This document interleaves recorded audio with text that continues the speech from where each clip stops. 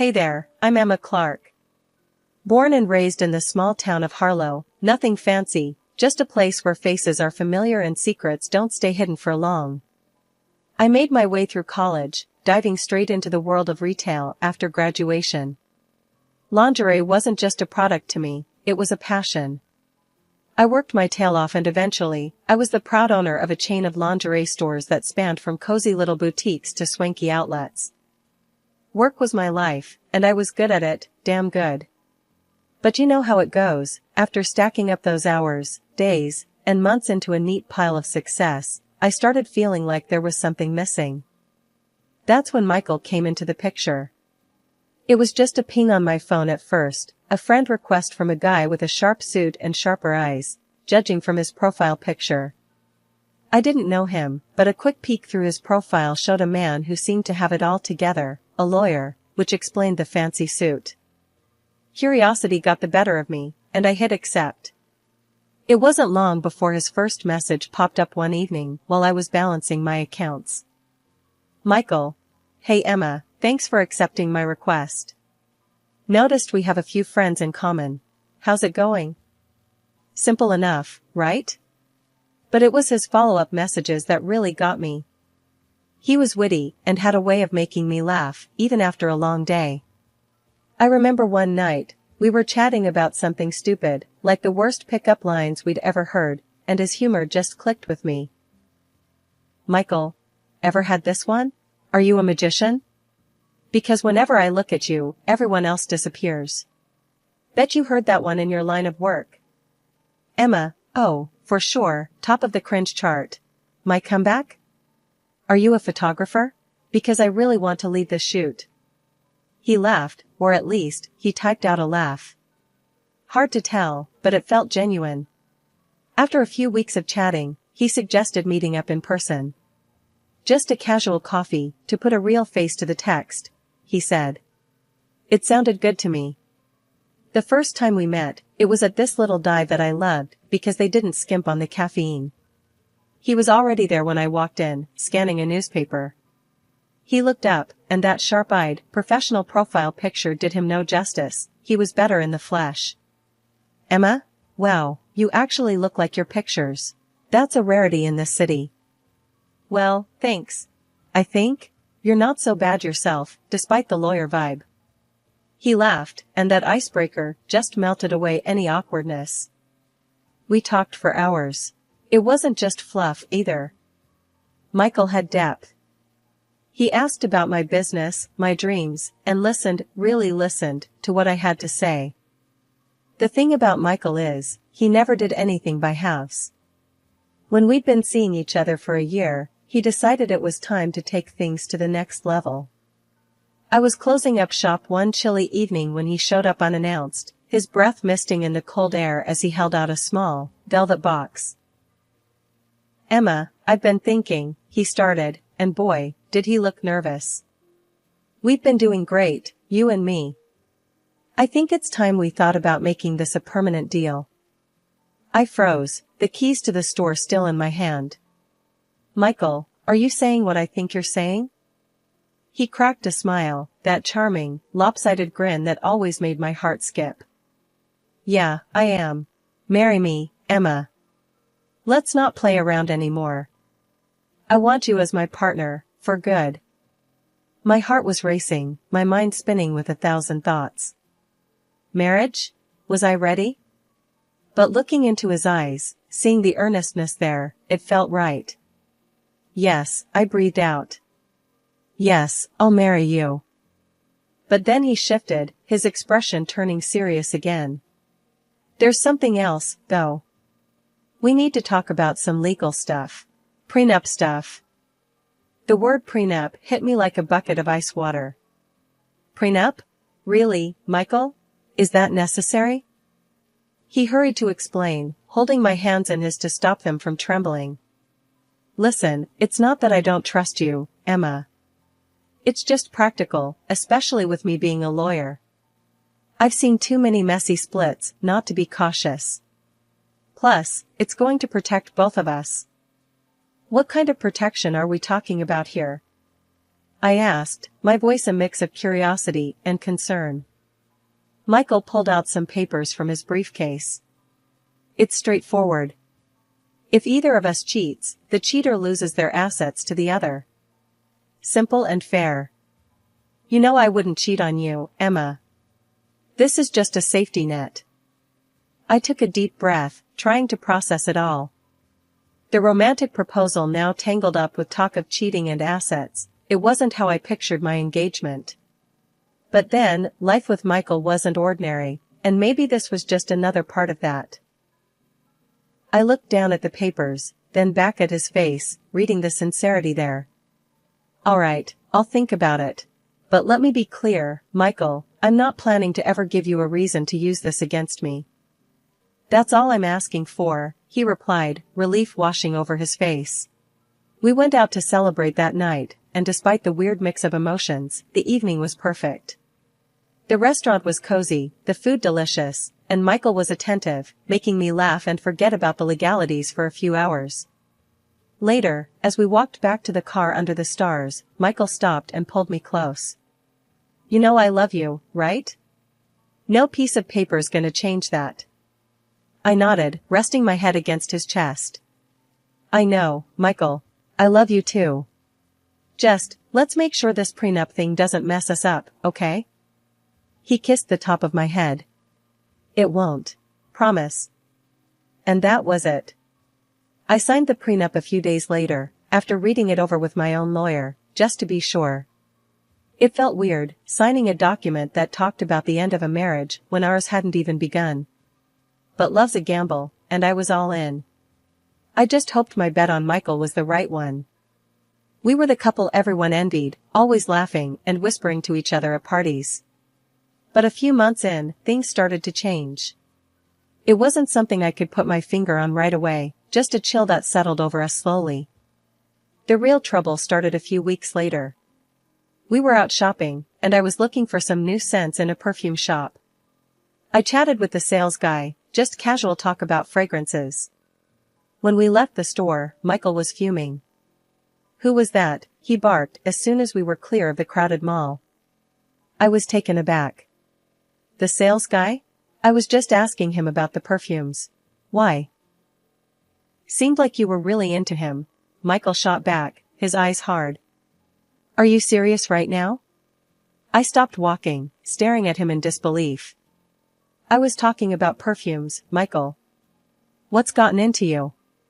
He scoffed, shaking his head as he started walking again. Nothing. Forget it.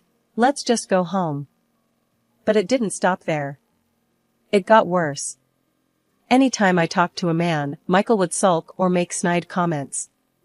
He became colder at home, too, retreating behind his laptop or phone, leaving me to eat dinner alone most nights. One evening, I decided to confront him. I couldn't stand the icy atmosphere anymore. I found him in his study, staring blankly at a spreadsheet. Michael, we need to talk, I said, standing in the doorway. He didn't look up. About? About us. About how you've been acting lately. I walked over and closed the laptop in front of him. You've been distant, and any time I interact with another guy, you act like I've committed some crime. He rubbed his temples, sighing heavily. Emma, you don't understand the pressure I'm under at work. And when I see you, laughing and chatting with other men, it gets to me, okay? And sometimes, I feel like you don't respect our relationship enough to keep your distance. We stared at each other, the air thick with unsaid things, and the echo of our raised voices. But then, something new stirred the pot. Rumors from friends started trickling in, saying Michael had been telling people I was a flirt, chatting up other men whenever he turned his back. I couldn't believe it. You've been talking about me behind my back? Telling people I flirt with other guys? Look, Emma, it's not like that. I might have said something here or there, but it's only because I see how they look at you, how you. Stop.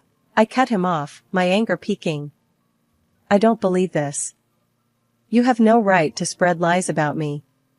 You're supposed to be my partner, Michael, not my biggest critic. After that last big fight, things between Michael and me cooled off a bit.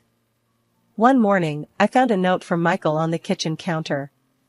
His handwriting, usually so precise, looked rushed this time. I picked it up, my heart pounding a little harder than usual. Emma, let's try to start over. Meet me at the Grandview Hotel, room 204, at 8 p.m. tonight. Let's put the past behind us and move forward. M. I stared at the note for a long minute. This was unexpected. Maybe this was his way of reaching out, trying to mend things. I decided to go, hope fluttering in my chest like a fragile bird. The day dragged by. Work was a blur. I couldn't focus on the customer orders or the inventory. My mind kept drifting back to the note, to what the evening might bring. Could we really start over? By the time I shut the shop and headed to the hotel, I was a bundle of nerves. When I arrived at the Grandview, my palms were sweaty. I checked my reflection in the car mirror, fixed my hair, dabbed on a bit of lipstick. Not too much. I didn't want to look like I was trying too hard. Room 204 was on the second floor.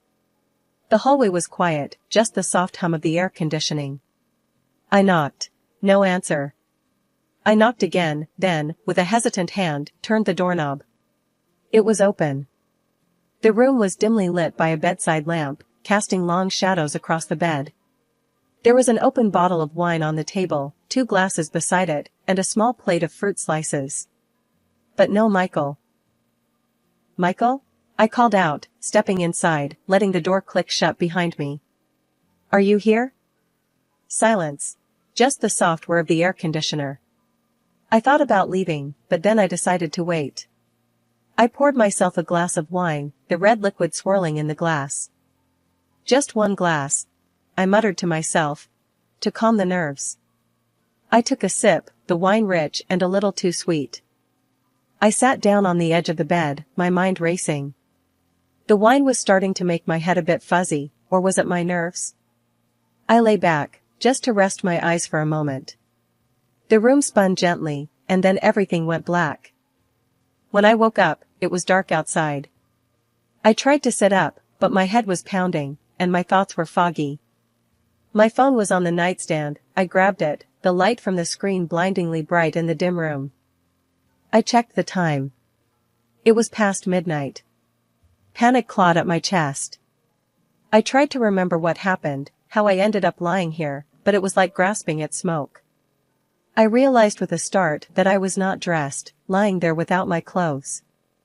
I called Michael, my fingers trembling as I dialed his number. The phone rang, then, his voice, cold and distant. Emma? What's up? Michael, where are you? Why didn't you come to the hotel? I asked, my voice shaking. Hotel? What are you talking about, Emma? Are you drunk? Have you lost your mind? I'm at the Grandview, like you told me. Why did you ask me to come here if you weren't going to show up? My voice rose in anger and confusion. Emma, I don't know what sick game you're playing, but I didn't write any note. I've been home all night. You're out of control, running around with your lovers. I even thought about calling the police. Driving home from that disastrous night at the hotel, my mind was in turmoil. Michael's cold, dismissive voice on the phone replayed over and over in my head. What was happening? It felt like I was being sucked into a nightmare I couldn't wake up from. As I pulled into the driveway, the familiar sight of our home brought no comfort, only a knot of dread in my stomach. I stepped inside, and the tension hit me like a wave. Michael was pacing the living room, his face twisted in anger. As soon as he saw me, he exploded. There you are. The wandering wife returns, he yelled, his voice dripping with scorn. Michael, please, we need to talk. Something very wrong happened tonight, I pleaded, my voice shaky but desperate to make him understand. But he wasn't listening. Instead, he slammed a stack of photos on the table. Explain these then, he shouted. I picked up the photos, my hands trembling. They showed me in a hotel room, in bed with a man I had never seen before. My heart sank. Michael, I don't know who this is. I swear, I've never seen this man before. Something happened to me tonight, something I can't explain. He laughed, a harsh, mocking sound that sent shivers down my spine. A monstrous mistake? Or just your monstrous behavior? Marrying you was the real mistake. I felt tears prick my eyes, but I fought them back, needing to stay strong, to stay clear-headed. I didn't do this, Michael. You have to believe me. But he wasn't done. Believe you? Why should I? You're a liar and a cheat. And I'll make sure you don't get a cent from me. I'm going to court, and I will take everything from you, as per our agreement. He spat out before grabbing his suitcase, already packed, and heading for the door. With a final glare, he slammed the door behind him, leaving me alone in the echoing silence of the house. I collapsed on the couch, my body shaking. The pain in my head was relentless, throbbing with an intensity that made it hard to think. But it was more than just a headache, it felt like my brain was foggy, my memories of the night blurred and inconsistent. That's when it hit me, the wine. I had only one glass, but the dizziness and the blackout didn't make sense. It was too extreme, too sudden. I grabbed my phone and dialed my friend Lisa, a nurse, hoping she could shed some light on my symptoms. Lisa, something's not right. I had a glass of wine, and then everything went black. I woke up hours later, and now Michael has these photos. It doesn't add up, I explained hurriedly, my words tumbling out. There was a pause on the other end as Lisa digested my words. Emma, it sounds like you might have been drugged. You need to get to a hospital or a lab and get tested right now. Tell them what happened, especially about the wine and your symptoms. The drive to the lab was a blur, my thoughts racing as I tried to piece everything together. At the lab, I explained the situation to the technician, who nodded solemnly and took several vials of blood. A couple of days after my visit to the hotel, a letter arrived with a heavy thud on my doorstep. It was from Michael. My hand shook as I tore it open, my worst fears confirmed in the cold, formal language of the legal notice. Michael was suing me for infidelity, aiming to strip me of everything I owned based on our prenuptial agreement. The trial was set for a month from now. I called my lawyer, Paul, immediately. His voice was a small comfort amid the chaos. Emma, come to my office. We need to strategize. I drove to Paul's office, my mind racing with every possible scenario except the one where I came out unscathed. As I pulled into the parking lot, my eyes caught a familiar figure, Michael, walking alongside a young man, the same one from the photos he had used to frame me. Without thinking, I reached for my phone and started recording. I caught them exchanging an envelope, the young man tucking it quickly into his jacket. My heart pounded as I realized the significance of what I might have just captured. At Paul's office, I showed him the video. His eyebrows shot up as he watched the exchange. This is good, Emma. It's very suspicious. I think it's time we brought in a private investigator. Paul's friend, a seasoned private investigator named Jack, took the case. He moved quickly, tailing the young actor and digging into his background. A few days later, Jack called us into the office with news. I've spoken to the kid, Jack started, his expression serious. He's a bit of an actor, down on his luck. Said your husband hired him to play a part. The part? You're a lover. He also confessed that your husband planned everything, even the drugged wine. As we were talking, my phone pinged with an email, my blood test results. I opened the attachment, my breath catching as I read the findings. Positive for a potent sedative, just as Jack had said. I passed my phone to Paul, who read the results and looked up, his eyes hardening with resolve. This is it, Emma. This is what we need. With this evidence, we can not only defend you, but also turn the tables on Michael. Paul advised keeping everything under wraps until the court date. Let's not tip him off. We'll hit him with this in court, give him the surprise of his life.